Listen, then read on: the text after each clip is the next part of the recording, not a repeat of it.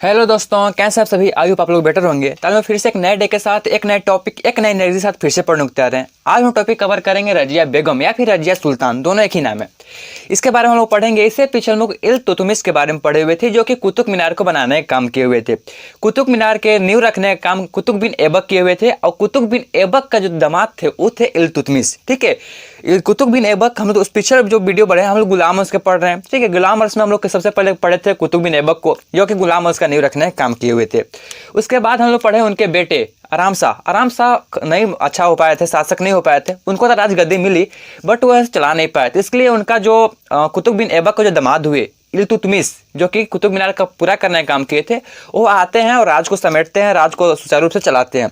उसके बाद जो है से इल्तुतमिश का बेटे कौन, नुकबुद्दीन फिरोज, ये शासन बनते हैं। ठीक है, शासक राजा बनते हैं, लेकिन ये भी उतना ही निकम्मा निकलते हैं, ये भी शासन को नहीं चला पाते हैं।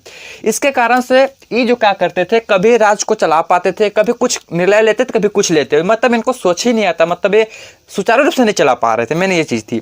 ठीक है, जब ये हो गया था तो नुकबुद्दीन फिरोज जो थे ऐसा जब कर रहे थे, तो इनका जो भी निर्णय लेते अपनी मम्मी की साया में लेते थे, मम्मी की छवि से लेते थे।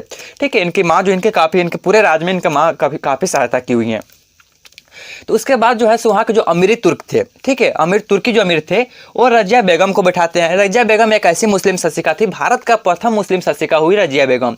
रजिया बेगम ऐसी थी जो कि पर्दा प्रथा को त्याग करके पुरुष के जैसा चेगा या फिर काबा, ठीक है, और कुलाह, जिसको हम लोग टोपी बोलते हैं। ठीक है, कुलाह और चोगा जो है शायद उर्दू वर्ड है, इसका हिंदी मीनिंग होता है काबा और टोपी। ये पुरुष के जैसा पहनकर दरबार में जाती थी और सुचारू रूप से चलाती थी। रजिया बेगम एक गलती यहाँ पे एक की हुई थी, उनके रजिया बेगम का हटाने का काम ये था, मतलब मजबूरन तुर्की अमीर जो थे मजबूरन उनको हटाना पड़ा।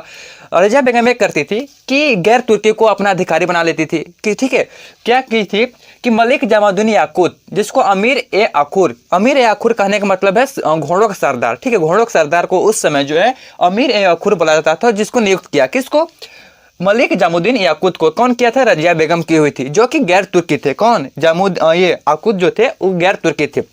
तुर्की अमीर को कहना यह काम था कि आप जो भी अधिकारी बना रहे हो अपने में बनाओ, ठीक है, गैर को मत बनाओ। ठीक है, ये कहना था। लेकिन अब रजिया बेगम जो थी, इसको जब थी शासन में आ गई तो इसको है सो मतलब विरोध में चली गई कि नहीं, हम अपना मन से बनाएंगे, जिसको भी बनाएंगे। अब इसके कारण से आपको पता ही होगा कि रजिया बेगम को बैठाने का काम, राजगद्दी देने का काम, उसको शासिका बनाने का काम तुर्की अमीर किए हुए थे। और इसलिए तुर्की अमीर बोलते हैं कि जब हम तुमको बैठा सकते हैं तो तुमको हम उठा भी सकते हैं, ठीक है, यानी कि हटा भी सकते हैं। और अमीरी तुर्क जो थे इस तरह से परेशान हो जाते हैं इनके गैर तुर्की सामान बनाने रजिया बेगम के हरकत के कारण, और उसको रजिया बेगम को वहाँ से हटा देते हैं। बोलते हैं कि नहीं तुम हटो यहाँ से, उसको बंदी बना करके हटा देते हैं रजिया बेगम को। रजिया बेगम के बाद जो शासन में मतलब राजा बना, वो बना मजदुद्दीन बराम शाह। ठीक है, बाद शासन बना हुआ था रजिया बेगम के बाद। रजिया बेगम को जो बंदी बना लिया गया और इसको हटा दिया गया, तो रजिया बेगम एक काम करती है कि शादी कर लेती हैं। एक शादी किससे करती हैं? इल्तुनिया से करती हैं। ठीक है, इल्तुनिया से शादी करके ये फिर जाती है। ये सोचती हो कि एक से भले दो शायद जीत जाए, लेकिन वो जाती है। रजिया बेगम जो है पुनः जो है शासन अपनाने की कोशिश करती है, लेकिन उस समय असफल हो जाती हैं, क्योंकि वहाँ पे अमीरी तुर्क अमीरी थे और मुजिबुद्दीन बराम शाह थे। इस सब जो उनको फिर से मतलब वहाँ पे टिकने नहीं देते, उसको हटा देते हैं। ठीक है, रजिया बेगम और ज़्यादा पद करना स्टार्ट कर देती है और ज़्यादा हरकत करती है। इसके कारण से वहाँ का जो थे शासन में जो भी शासक था, वो क्या करता है, 13 अक्टूबर 1242 ईस्वी को डाकुओं द्वारा इनको मरवा देता है। ठीक है, कितना मरवाता है? 13 अक्टूबर 1240 ईस्वी को कैथल के पास इनको मार दिया जाता है। किसको? रजिया बेगम को। ध्यान रखिएगा, रजिया सुल्तान की मृत्यु हुई थी 13 अक्टूबर 1240 ईस्वी में। कहाँ हुआ था? कैथल में। ठीक है, इस प्रकार से कर दिया था। अच्छा, 2 साल के बाद जो है बराम शाह को भी मार दिया गया। बराम शाह कौन था? जो रजिया बेगम के बाद जो शासन मतलब राजा बना वो था बराम शाह। ठीक है, जिसको मई 1242 ईस्वी मार दिया गया। यहाँ पे मई के ऊपर जो है, जैसे 1 2 3 4 5, ये जो है कंफर्म नहीं, इसलिए मैं यहाँ पे लिखा नहीं हूँ। मई 1242 ईस्वी में इनको मार दिया जाता है। कौन को? बराम शाह को।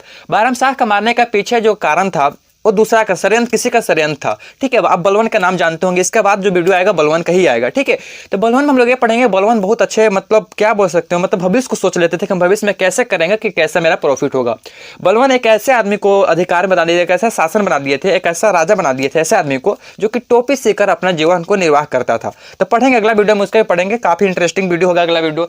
ठीक है, तो इस प्रकार से था इसको रजिया बेगम का कहानी। इसके बाद हम लोग आएंगे बलवन के काफ़ी पढ़ना, बलवन में मतलब काफ़ी इंटरेस्टिंग है, काफ़ी पढ़ने में मजा भी आएगा। तो मिलते हैं अगले वीडियो में बलवन की वीडियो के साथ। ठीक है, तब लोग पढ़ाई करते रहें। All the very best, thanks for watching this video.